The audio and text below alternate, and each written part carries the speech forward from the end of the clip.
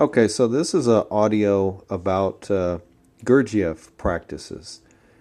I have noticed that as I look on the internet, there's really minimal useful information about Gurdjieff practices. There's many good things about the ideas and many other bits and pieces, but there just isn't really enough simple introductory kind of information on YouTube or on the internet of practices that are useful to understanding or applying the Gurdjieff kind of teaching. So I wanted to do a little audio video just to address that briefly with a few simple basic Gurdjieff practices, if you will, or related practices to the Gurdjieff teaching or work. The first thing I think that needs to just be remembered that the essential principles of the Gurdjieff teaching were based on the basic model of the human being as having three centers or three aspects: the mental or intellectual, the emotional or feeling, and the moving or sensing. So these three centers: mental, emotional, and physical, thinking, feeling, sensing, moving. So this is the basic kind of thing to understand, and the basic premise is that you need to experience through all three of these centers and to express through all three of these centers and to develop all three of these centers, and that in that process, that is the evolutionary process and what it means to really be a human being. So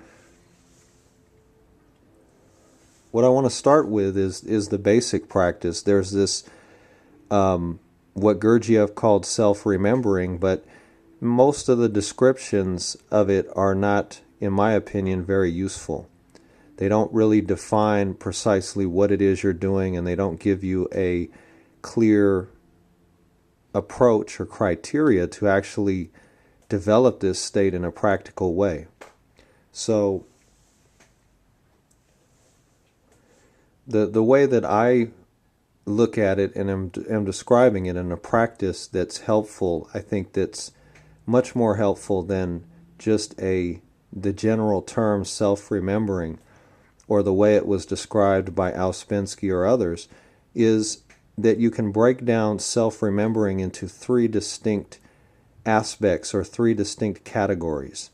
So you can break it down into self-sensing, and then into self-feeling, and into self-knowing. So you break it into these three categories, and so what you're doing is you're practicing self-sensing, which is physically sensing your physical body. And then you practice self-feeling, which is emotionally, you're feeling your emotions. And then you practice self-knowing, you're knowing you're knowing your own intellectual or knowing faculty, your faculty of knowing.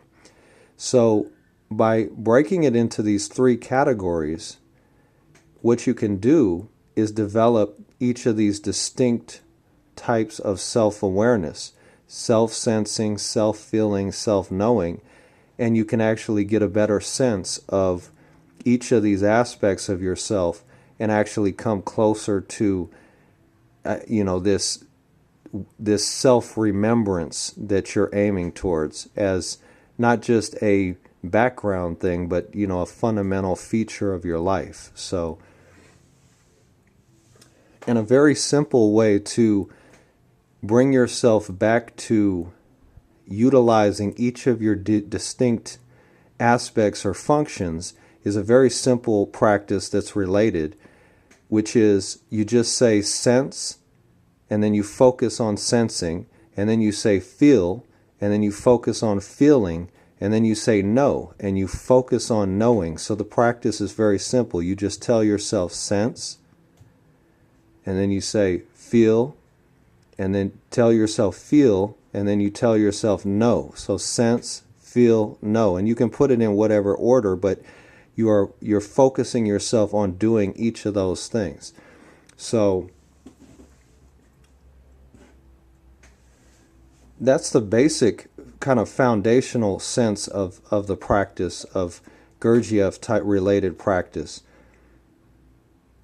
But the important thing to remember that in connection with that, as you're developing all of your aspects, mental, emotional, and physical, you want to experience in all those areas, and you want to express in all those areas. So you need to have a full life, mentally, emotionally, and physically.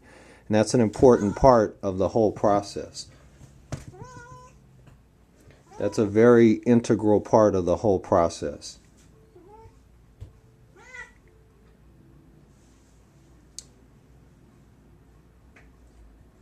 Now another practice that's connected with these that have already been described is the practice of breathing into the three centers. So this is an interesting practice that you might not hear of in any of the Gurdjieff kind of work, but I think it's very important, and it's the recognition that you can take your attention and place it in three locations and then breathe naturally, and you can draw energy into each of your centers, gases really. And so the one way to do that is to place your attention on your navel, and then you breathe naturally. Then you place your attention on your solar plexus and you breathe naturally. And then you place your attention on your head and you breathe naturally. And what you can find is that you will actually breathe into each of these centers and provide each of them with their own frequency of energy.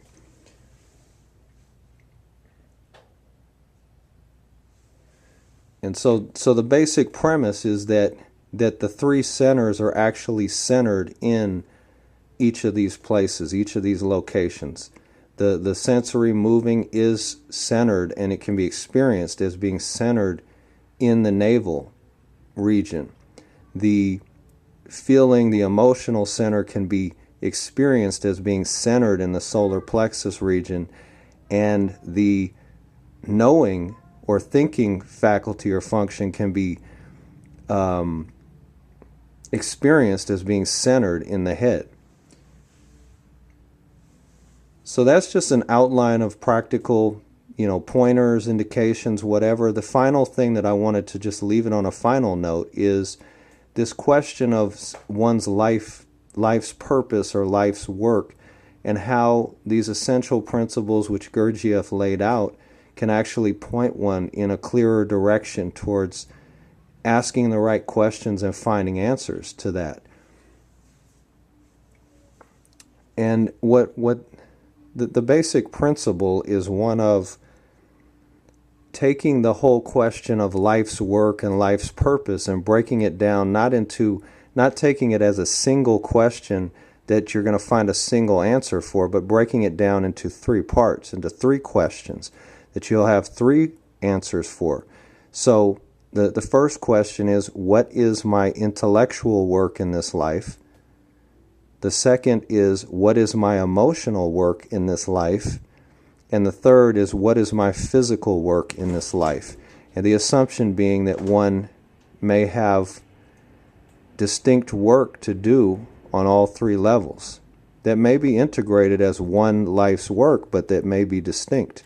As an example, in Gurdjieff's life, I don't know how many people have recognized this fact or acknowledged it, but the intellectual, the legacies that he left behind in his work of the intellectual were to be found in his writings, of the emotional to be in his music, and of the physical to be in the movements he left behind. So by what Gurdjieff left behind, his writings, his music, and his movements, he left his legacy his intellectual, emotional, and physical legacy. So I think it's important to think about these things in a fresh way, and one can get, fresh answers. So thanks.